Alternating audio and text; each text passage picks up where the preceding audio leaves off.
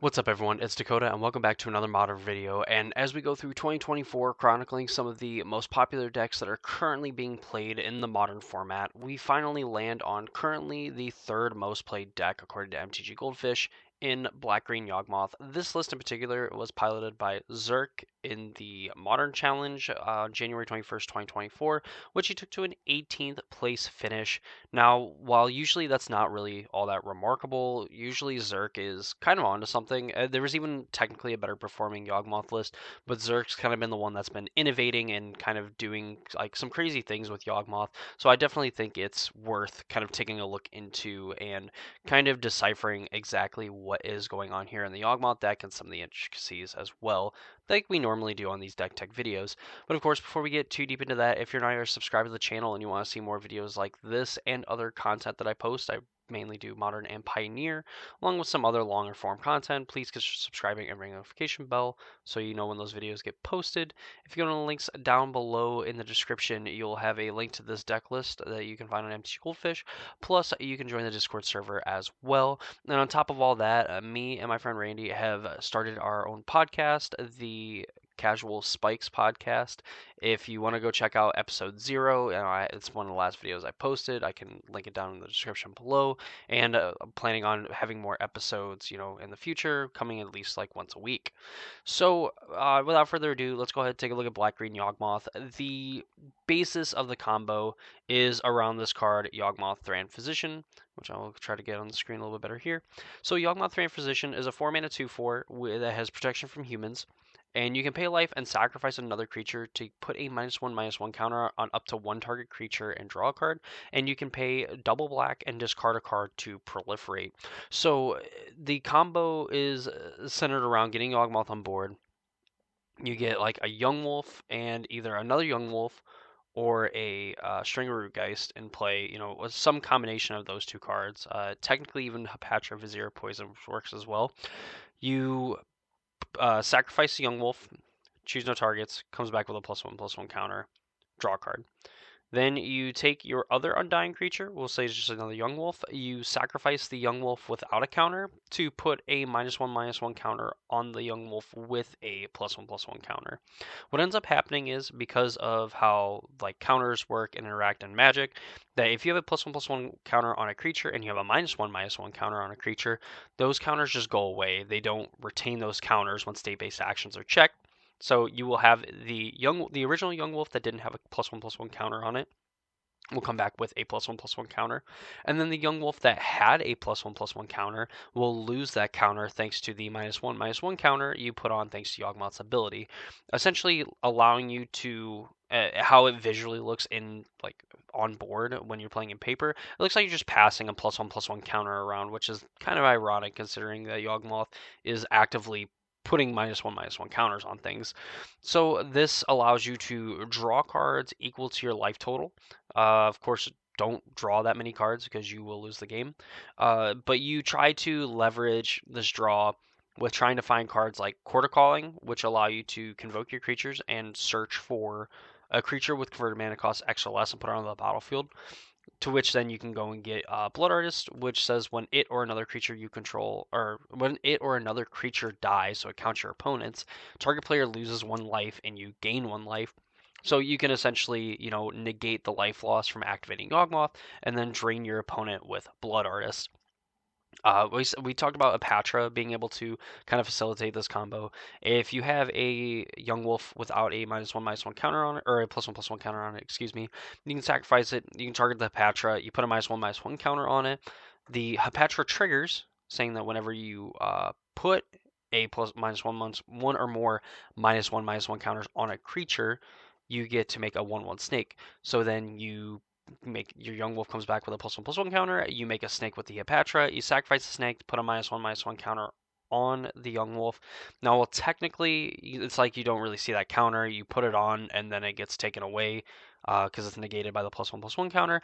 Hapatra still triggers. You put a -1/-1 counter on a creature. You get a snake, and you have a Yawgmoth that has now 0 counters on it. So you can essentially do this in a way where even without an Undying creature, as long as you put a -1/-1 counter on Hapatra or something and kind of get this chain going, you can essentially take your opponent's whole board of creatures and just put a bunch of -1/-1 counters on them and drawing a bunch of cards and netting, not really netting a snake, I guess, but like at the end of it, you will have a snake left over.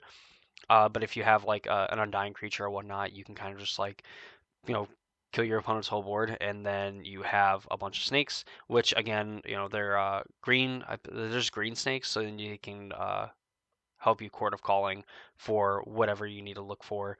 And in this deck in particular, like that's like the main combo, right? That's the idea of what you're trying to accomplish. You're trying to set this up, draw a bunch of cards, Court of Calling for a Blood Artist, or I guess even Hapatra, you just make a board full of snakes and attack your opponent for lethal in that way.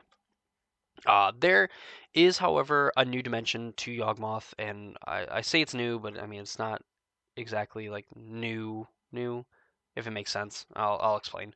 So there's this card, Agatha's Soul's Cauldron, which has been kind of a mainstay in Yawgmoth. It's been debated for a while whether how many numbers of Agatha's Soul's Cauldron is the correct number, and it seems like players are kind of like settling on 3 as you know the number to go with.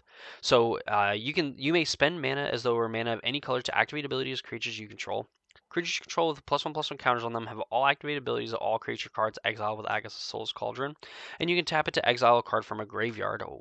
When a creature card is exiled this way, put a +1/+1 counter on target creature you control. So just a face value, Agatha's Soul's Cauldron allows you to just have a little bit of graveyard hate. You can target a single card in a graveyard and then exile it. But if you target a creature, you get to put a +1/+1 counter on a creature. And when you exile that creature, if it has any activated abilities, your creatures with +1/+1 counters have those abilities. So you can go and target a Yawgmoth, and you can, exile Yawgmoth from your graveyard. Now all of your creatures with +1/+1 counters have pay 1 life, sacrifice another creature, put a -1/-1 counter, and then double black and discard a card, proliferate. You can kind of leverage this with some other toolboxy cards that are in this deck, like Fulminator Mage to destroy target non-basic land. A lot of non-basic lands circulating the format. You exile Fulminator Mage, and as long as your Agatha's Soul's Cauldron sticks around, if you're able to put +1/+1 counters on your creatures, they're going to be Fulminator Mages, and you're going to be able to blow up your opponent's lands.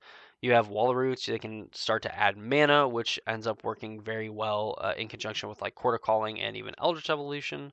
Not so much on Moto, just because there's like a trick with Wall of Roots that if it would add its last counter and it would die from doing that, in paper you're able to add the counter to generate a green mana and then use it to Convoke or Eldritch Evolution, where on Moto it does not work that way. And while it hasn't come up a whole lot, it does come up in cases, and when it does come up, it is super unfortunate. But I digress. Going even further, you have like Dryad Arbor technically could give your creatures the ability to tap for green mana, Delighted Halfling to tap for mana, Gilded Goose to end up making food tokens, and obviously you can end up cracking these food tokens that gain some life to kind of give you a little bit of buffer so you can draw some more cards with Yawgmoth. You can even exile Grist to Hunger Tide because it's technically a creature in your graveyard and in every other zone except the battlefield. So then you have just a bunch of Grists that can make different that can make a bunch of 1/1s that again kind of help with like Court of Calling and things like that, and can even put +1/+1 counters on those creatures to then give you more Yawgmoth slash Grist slash like Delighted Halfling creatures. And that's essentially like what the deck is trying to accomplish. You have like this main goal of creating your combo, and you have like this sort of like backup plan that can also just be the main plan, where like Soul's Cauldron can give you additional access to Yawgmoth, give you access to like Fulminator Mage. Fulminator Mage in a lot of matchups is just good anyway, and then you could just use Fulminator Mage to like blow up your opponent's lands. There's a Shielded the Apocalypse in here just because there's times where like I've gotten a Shielded and my opponent just can't beat it. They just lose the game to this card, and on top of that too, like you're able to kind of like sack some of your creatures, and even if you're not like comboing, you're losing a life from sacrificing, but then you're gaining 2 life from drawing the cards, so you're actually netting life while also getting to dig for some combo pieces as well. So it just kind of fits in pretty well with the general game plan. Of course, Oakish Bowmasters is nuts because you get to ping something, you get rid of someone, maybe potentially tag some 2 toughness creatures. and you get to make another orc. So essentially this is like two bodies in one that then end up counting towards like quarter calling and things like that. And you can even like evo. I mean, it's a 2 mana thing, so you can evo it into like Yawgmoth or Shieldred and whatnot, and that's still pretty good. Mana base, you have two Besage you. You have a Colony Garden. This is like a land that when you have quarter calling, it's like it comes into play tap, but it's almost better that it still makes the 1/1 because even if you end up being like this is like your only land, but you're like a mana short of Quarter Calling for something, like this still technically gets you there, and it's technically better than a land for the fact that you have another token creature to sacrifice to your Yawgmoth. You have Nurturing Peatland can being a redraw. The sweet looking art for Overgrown Tomb from the new Ravnica remastered set. Pendelhaven does a lot of work and just kind of giving your like one toughness, like 1/1 creatures an extra boost to toughness. This could also be kind of a way that you can push damage, but by and large, a lot of the time you're going to be able to kind of like negate some of the effects of like Orcish Bowmaster or whatnot. And it just ends up being a lot more useful than what it is. Like it's kind of hard to like try to upsell somebody on like Pendelhaven because like in the grand scheme of things, as far as lands are concerned, it's not very powerful, but it is very good when it comes up, and it is kind of brutal for your opponent honestly when it does in fact come up, and it does a lot more than you would honestly expect, which is kind of weird. Going further, you have Takanuma, the Abandoned Mire. You pay 4, discard it, mill 3 cards, and return a creature or planeswalker from among them. Of course, costs less if you have access to other legendary creatures, which there are a few. There are 3 legendary creatures in this deck, so like this could be cheaper. And just overall ends up being, just another piece of like resiliency and a land that does something in the deck besides add mana.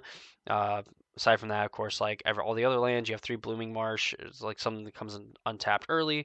You have Forest, you have again the Nurturing Peeling Overgrown Tombs, you have a Swamp, you have Twilight Mire and Verdant Catacombs, 2 Forests as well. This deck definitely wants to conserve on life total. You're not fetching and shocking a lot of the time unless you absolutely need the color fixing. You want to, stick keep your life total as high as possible so you can draw the most amount of cards with Yawgmoth.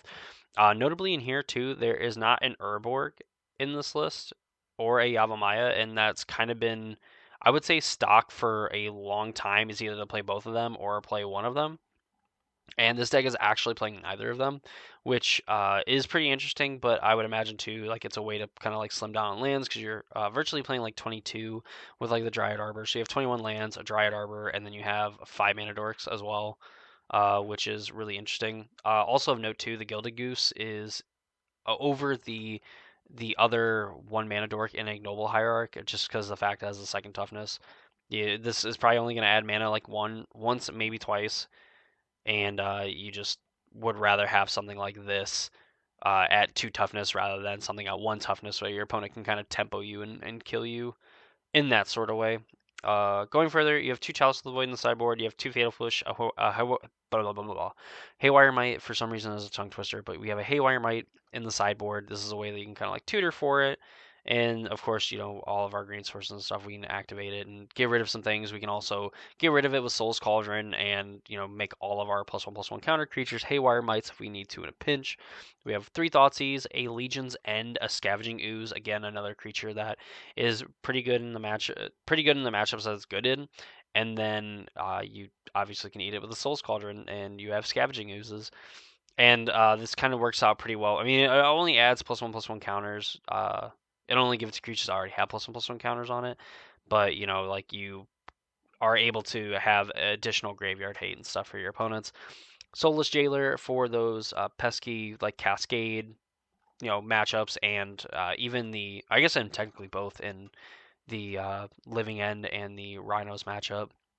I have Terror Sunder, which is a pretty good artifact and enchantment hate, and then if you're able to kick it, you're just able to get rid of any non-land permanent. Wreck Sage, another creature that you can just go and tutor for. Not very good with that as a Soul's Cauldron, but it's definitely fine. And 2 Force of Vigor, you can 2 for 2 your opponent, and usually it ends up being way better in your favor than it does for your opponent. And that is the Black-Green Yawgmoth deck for the modern format. This is, I don't know how optimal it is, because of course there's some lists that instead of playing like the Fulminator Mage main deck, they have it in the sideboard and they have something like a Spike Feeder as like a way that you can kind of like remove the counter and then you can like sacrifice the creature to target something uh, with the Yawgmoth, and then you're able to get it back with a +1 counter, and then you're able to remove it, and so on.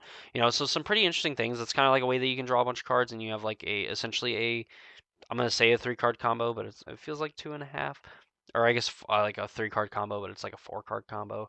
However you want to preface it. So there's definitely some nuances. There's some different like toolboxy creatures that you can play in this deck, and it is probably on the harder side to play simply like from deck building all the way to actually playing the deck. There's a lot of scenarios that you don't really think are going to come up, or there's some interactions in this deck that you don't think are possible that actually are possible. And really the important thing, especially with this deck, is doing a lot of research. Watch as many people play this deck as you possibly can, and when you get to like those complicated scenarios, like definitely try to find ways to accomplish the goal of like winning the game or putting yourself in a better position. I mean, you should really do that for any deck that you want to try to pick up and play, but Yawgmoth especially, you get put into a lot of positions that you don't necessarily want to be in. You are kind of like this kind of crappy like creature deck. I mean, you're playing a lot of good creatures, but like all mishmashed together, they really get tied together well with Yawgmoth. And while you can just win games by beating down, a lot of the time now, like you're going to be looking to Yawgmoth to deal infinite damage to your opponent or whatever, or try to like be a little bit tempo-y and get a bunch of creatures that have like a lot of powerful activated abilities, and just kind of force your opponent to not really get to play any games of Magic. So yeah, that's the Yawgmoth deck for the modern format. I hope you all enjoyed. If you did, please leave a like on the video. Comment down below what modern deck that you would like to see next week, or any deck at all for that matter. Of course, subscribe to the channel, ring the notification bell if you have not already. Check out the podcast, the Casual Spikes. Episode 0 is up. We're going to be looking to post every Saturday for that series as well. So if you want to kind of get some insights on the modern and pioneer format, kind of go over results and over some theory and things like that, please be sure to check it out, support it, and everything like that. That's it for me. Hope you all enjoyed the video, and I'll see you all in the next one.